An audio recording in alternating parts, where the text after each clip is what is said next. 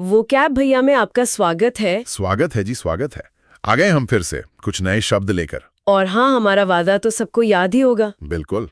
वो कैब हुई अब और आसान। तो आज क्या सीखने वाले हैं हम, बता दीजिए हमारे श्रोताओं को। हाँ, तो आज हम सीखेंगे 10 नए अंग्रेजी शब्द। और सिर्फ शब्द नहीं ना? अरे नहीं, बिल्कुल नहीं। हम हर शब्द का अंग्रेजी मतलब समझेंगे, उसका हिंदी में क्या अर्थ है वो जानेंगे, फिर उसके जैसे और शब्द मतलब पर्यायवाची। और वो उदाहरण वाक्य भी तो होंगे। हाँ, बिल्कुल, दो उदाहरण वाक्य, ताकि शब्द एकदम दिमाग में बैठ जाए। और ये सब होगा एकदम आराम से बातचीत करते हुए, कोई क्लासरूम वाली फीलिंग नहीं। और हाँ, अंत में वो खास चीज। अरे वो तो है ही हमारी कहानी, जिसमें आज के सीखे हुए सारे 10 शब्द होंगे। तो ध्यान से सुनिएगा। बिल्कुल। तो फिर शुरू करें? चलिए, एकदम तैयार। चलिए पहले शब्द से शुरुआत करते हैं। All right, we are on our first word now. पहला शब्द है क्वेस्ट। QUEST, quest. क्वेस्ट, हाँ ये सुना है, जैसे फिल्मों में या गेम्स में होता है ना, मतलब खोज, तलाश। हाँ, बिल्कुल सही पकड़ा। हिंदी में खोज, तलाश, किसी मिशन पर निकलना। अंग्रेजी में इसका मतलब है a long search for something important. अच्छा, मतलब कोई अहम चीज की लंबी वाली खोज, छोटी मोटी नहीं। सही, एकदम किसी मकसद वाली लंबी यात्रा जैसी खोज। तो इसके पर्यायवाची मतलब मिलते जुलते शब्द क्या होंगे? Search, pursuit. हाँ, सर्च परस्यूट तो है ही, और मिशन भी कह सकते हैं, या एक्सपीडिशन। ये सब दिखाते हैं कि किसी लक्ष्य के पीछे लगे हैं, खोज पर हैं। ठीक है, समझ गई। उदाहरण देखें। हाँ, पहला है His quest for knowledge took him across the world. ज्ञान की उसकी खोज उसे दुनिया भर में ले गई। वाह, मतलब ज्ञान के लिए इतनी लगन। बिल्कुल, लोग क्या कुछ नहीं करते सीखने के लिए। दूसरा उदाहरण है The hero went on a quest to find the lost treasure. नायक खोए हुए खजाने को खोजने की तलाश में निकल पड़ा। ये तो बिल्कुल एडवेंचर फिल्मों जैसा। हीरो की क्वेस्ट, समझ रह गई। गया। चलिए खोज से आगे बढ़ते हैं, कुछ शानदार सा। All right, we're on a second word now. और दूसरा शब्द है resplendent. RESPLENDENT. resplendent. रेस्प्लेंडेंट, अरे वाह, बोलने में ही कितनी चमक है। इसका हिंदी मतलब शानदार या चमकीला। एकदम शानदार, चमचमाता, दीप्तिमान। अंग्रेजी में है शाइनिंग ब्रिलियंटली, वेरी अट्रैक्टिव। मतलब बहुत ज्यादा चमकता हुआ और आकर्षक भी। हाँ, सिर्फ चमकना नहीं, बल्कि एकदम भव्यता के साथ। तो इसके पर्यायवाची भी फिर वैसे ही होंगे, जैसे रेडियंट, ग्लोरियस। बिल्कुल, रेडियंट, ग्लोरियस, स्पार्कलिंग, मैग्निफिसेंट, ये सारे शब्द इसकी शान और चमक दिखाते हैं, जैसे कोई दुल्हन हो या राजा का दरबार। सही। पहला उदाहरण है The bride looked resplendent in her red dress. दुल्हन अपनी लाल पोशाक में शानदार लग रही थी। आंखों के सामने आ गई ना तस्वीर? हाँ बिल्कुल। और दूसरा, The hall was resplendent with golden chandeliers. हाँ। हॉल सुनहरे झूमरों से चमचमा रहा था। वाह, मतलब किसी जगह की भव्यता बताने के लिए भी कमाल का शब्द है। हाँ, किसी व्यक्ति या जगह की असाधारण सुंदरता और चमक के लिए। ठीक है, रेस्प्लेंडेंट, भव्य और चमकीला। अगला। Alright, we're on a third word now. तीसरा शब्द है regime. REGIME, regime. regime, ये तो सुना है, अखबारों में, खबरों में आता रहता है। इसका मतलब शासन या शासनकाल होता है ना? हाँ बिल्कुल। अंग्रेजी में मतलब है a system of government और rule, मतलब सरकार चलाने का या शासन करने का एक तरीका, एक प्रणाली। अच्छा। तो इसके पर्यायवाची फिर गवर्नमेंट, रूल, एडमिनिस्ट्रेशन, अथॉरिटी भी कह सकते हैं। हाँ, ये सब मिलते जुलते हैं, गवर्नमेंट, रूल, एडमिनिस्ट्रेशन, अथॉरिटी। पर रिजीम थोड़ा क्या कहते हैं, ज्यादा स्पेसिफिक होता है कभी कभी, किसी खास तरह के शासन के लिए। उदाहरण। पहला, the regime introduced strict new laws. शासन ने सख्त नए कानून लागू किए। सीधा सा मतलब, हालांकि इसका मतलब सिर्फ शासन प्रणाली है, पर आम बोलचाल में थोड़ा सा पुट आ जाता है। हम यहाँ कोई साइड नहीं ले रहे, बस बता रहे हैं कि शब्द कैसे यूज होता है। नहीं, ये जानना जरूरी है कि शब्द का कॉन्टेक्स्ट क्या है। शुक्रिया। चलिए, शासन से अब उसके असर पर आते हैं। Alright, we're on our fourth word now. चौथा शब्द है ramification. RAMIFICATION, ramification. ramification, ये तो भारी शब्द लग रहा है। इसका मतलब परिणाम, नतीजा। हाँ, परिणाम या नतीजा तो है, पर इसमें एक और मतलब छिपा है, जैसे पेड़ की शाखाएं होती है ना। हाँ, शाखाएं। वैसे ही किसी एक काम के कई सारे दूर तक जाने वाले उलझे हुए परिणाम हो सकते हैं। अंग्रेजी में मतलब है अ कॉन्सिक्वेंस और result of an action, especially an unwelcome और कॉम्प्लेक्स वन। ओह अच्छा, तो ये सिर्फ रिजल्ट नहीं है, इसमें वो शाखाओं वाली बात है, मतलब जटिल नतीजे जो शायद हमें पसंद भी ना आए। बिल्कुल सही। इसीलिए इसके पर्यायवाची कॉन्सिक्वेंस, आउटकम, इफेक्ट, रिजल्ट तो हैं, पर रैमिफिकेशन में वो फैलाव और जटिलता का भाव ज्यादा है। उदाहरण से समझते हैं। पहला, his careless words had serious ramifications. उसके लापरवाह शब्दों के गंभीर परिणाम हुए। मतलब जरा सी बात के भी कितने उलझे हुए नतीजे हो सकते हैं। बिल्कुल, इसीलिए कहते हैं सोच समझ कर बोलो। दूसरा उदाहरण, the decision to cut jobs will have long term ramifications. नौकरियों में कटौती के फैसले के दूरगामी परिणाम होंगे। मतलब असर सिर्फ नौकरी जाने तक नहीं, बल्कि अर्थव्यवस्था, समाज, सब पर पड़ेगा। सही पकड़ा, एक फैसले के कई फैले हुए असर। समझ गए। रैमिफिकेशन जटिल और दूरगामी परिणाम। बिल्कुल। ठीक है, अब कुछ मजेदार सा हो जाए। आधा सफर हो गया। All right, we are on our fifth word now. बिल्कुल, और ये शब्द है डिलेक्टेबल। DELECTABLE, delectable. डिलेक्टेबल, ये सुनकर ही अच्छा लगा। पक्का कुछ खाने पीने का है। स्वादिष्ट, मनमोहक। एकदम सही। मुंह में पानी आ गया क्या? अंग्रेजी में मतलब है एक्सट्रीमली डिलिशियस और डिलाइटफुल। हाँ, थोड़ा सा, मतलब बहुत ही ज्यादा स्वादिष्ट या मन को भाने वाला। इसके पर्यायवाची delicious, appetising, pleasing. Correct. Delicious, appetising, pleasing, delightful, सब स्वाद और आनंद से जुड़े हैं। पहला उदाहरण तो खाने पर ही है। She served a delectable chocolate cake. उफ, चॉकलेट केक, क्या बात है। पर क्या ये सिर्फ खाने के लिए है? आपने डिलाइटफुल भी कहा। अच्छा सवाल। नहीं, सिर्फ खाने तक नहीं। दूसरा उदाहरण देखिए। The trip offered delectable views of the mountains. यात्रा ने पहाड़ों के मनमोहक दृश्य प्रस्तुत किए। अरे वाह, मतलब नज़ारे भी डिलेक्टेबल हो सकते हैं। हाँ, कोई भी ऐसी चीज जो हमारी इंद्रियों को, मतलब सेंसेस को बहुत अच्छी लगे, आनंद दे। बढ़िया, ये तो बहुत वर्सेटाइल शब्द निकला। स्वाद भी, नज़ारे भी। ठीक है, अब आगे बढ़ते हैं। All right, we are on our sixth word now. छठा शब्द है रेप्यूडिएट। REPUDITE, repudiate. रेप्यूडिएट सुनने में थोड़ा दम है। इसका मतलब मना करना, अस्वीकार करना। हाँ, अस्वीकार करना, इनकार करना या खंडन करना, मतलब किसी बात को जोर देकर नकारना। अंग्रेजी में टू रिजेक्ट और refuse to accept, to deny the truth और वैलिडिटी ऑफ समथिंग। तो ये सिर्फ ना बोलना नहीं है, बल्कि ज्यादा जोर देकर रिजेक्ट करना है। जैसे कोई इल्जाम लगा हो और आप कहें बिल्कुल गलत है। हाँ, इसमें जोर ज्यादा है। अथॉरिटी के साथ मना करना। इसके पर्यायवाची हैं रिजेक्ट, डिनाई, रिनाउंस, डिसोन, मतलब किसी चीज को नकारना या उसे नाता तोड़ना। अच्छा, उदाहरण। पहला, he repudiated all the false charges against him. उसने अपने ऊपर लगे सभी झूठे आरोपों का खंडन किया, मतलब साफ कह दिया ये झूठ है। और दूसरा, the student repudiated the claim that he cheated. छात्र ने इस दावे को अस्वीकार कर दिया कि उसने नकल की थी, जोर देकर इनकार किया। समझ गई। रिप्यूडिएट, जोर देकर अस्वीकार करना या खंडन करना। अगला शब्द। All right, we are on a seventh word now. सातवां शब्द है रिडंडेंट।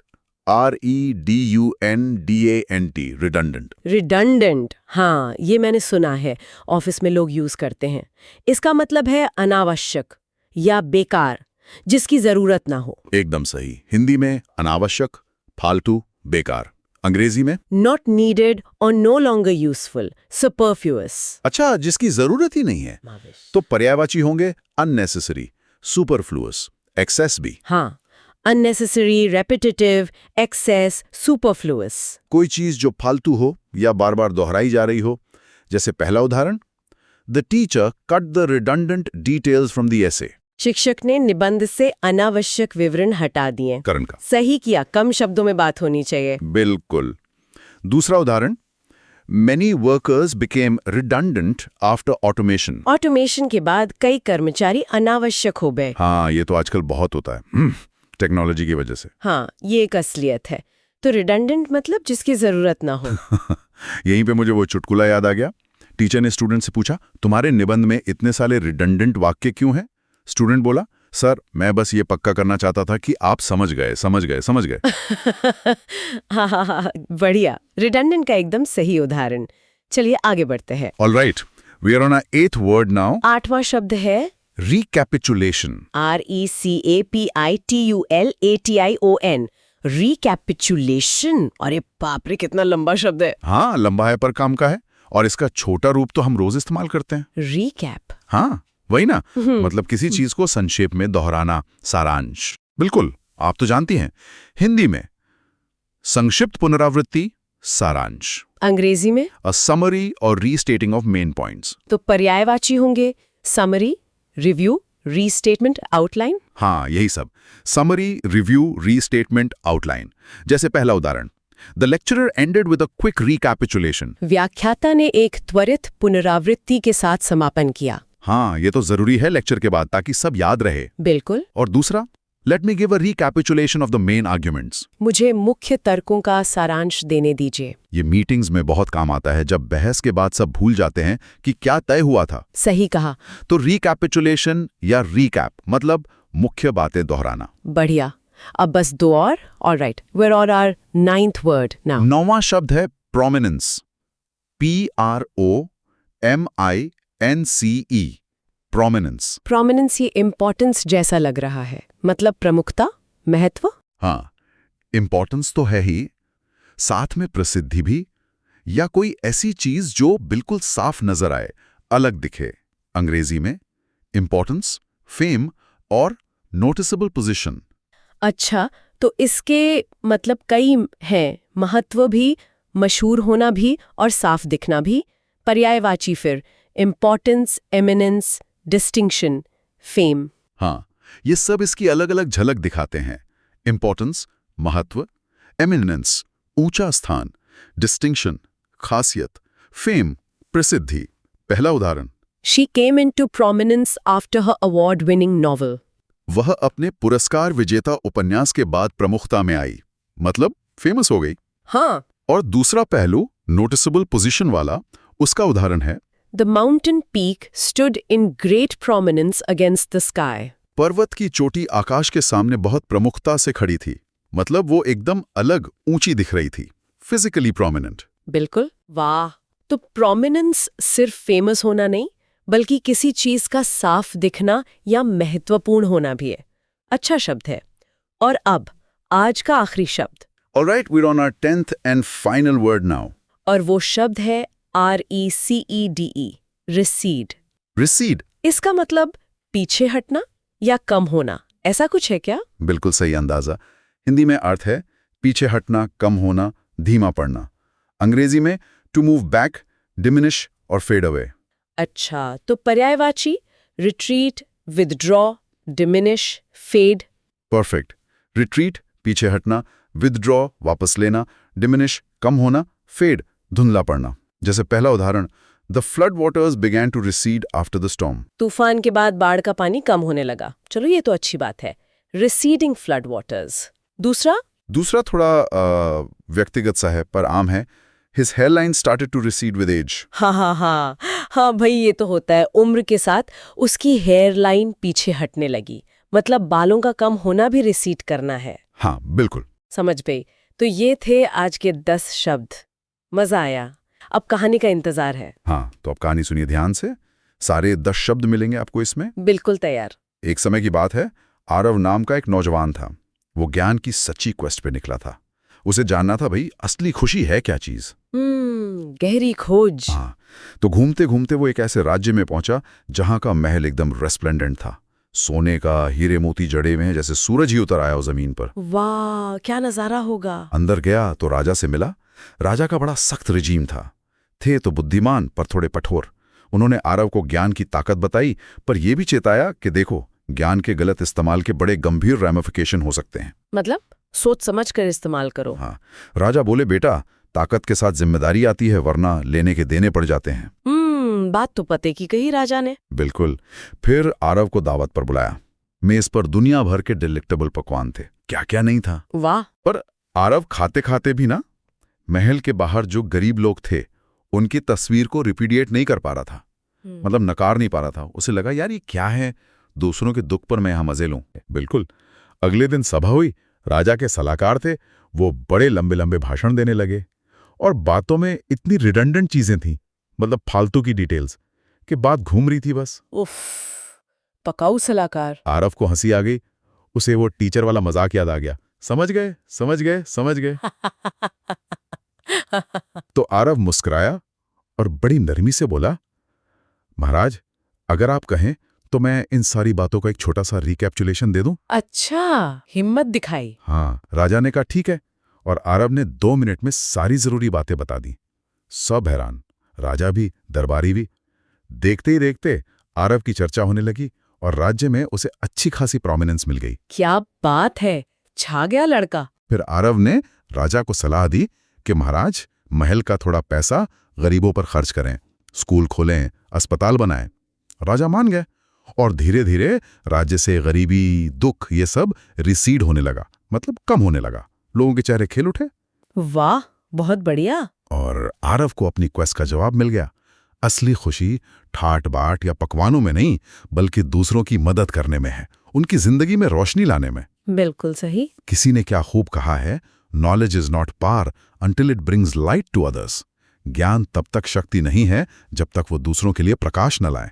बहुत गहरी बात। और एक और बात, the best way to find yourself is to lose yourself in the service of others. खुद को पाने का सबसे अच्छा तरीका है दूसरों की सेवा में खो जाना। वाह, क्या कहानी थी और क्या सीख, मजा आ गया। और सारे शब्द भी कितने अच्छे से आ गए। चलो एक बार जल्दी से आज के 10 शब्द दोहरा लेते हैं। हाँ बिल्कुल। खोज, रेस्प्लेंडेंट, शानदार, रिजीम, शासन, रैमिफिकेशन, परिणाम, डिलेक्टेबल, स्वादिष्ट, मनमोहक, रिप्यूडिएट, अस्वीकार करना, रिडंडेंट, अनावश्यक, रिकैप्चुलेशन, सारांश, प्रोमिनेंस, प्रमुखता, महत्व, और रिसीड, पीछे हटना, कम होना। बहुत अच्छे। अब हमारे श्रोताओं से यही कहेंगे कि इन शब्दों का इस्तेमाल करें अपनी रोज की बातचीत में। प्रैक्टिस से ही बात बनेगी। हाँ, और प्रैक्टिस के लिए एक सवाल भी है। आज सीखे गए शब्दों में से आपको कौन सा शब्द सबसे दिलचस्प लगा और क्यों लगा? या फिर क्या आप आरव की कहानी को आज सीखे किसी एक शब्द का इस्तेमाल करके एक वाक्य में बता सकते हैं? सोचिएगा जरूर। सुनने के लिए बहुत बहुत धन्यवाद। वो कैब भैया से और एपिसोड्स के लिए सब्सक्राइब करना न भूलें। मिलते हैं अगले बार कुछ नए शब्दों के साथ।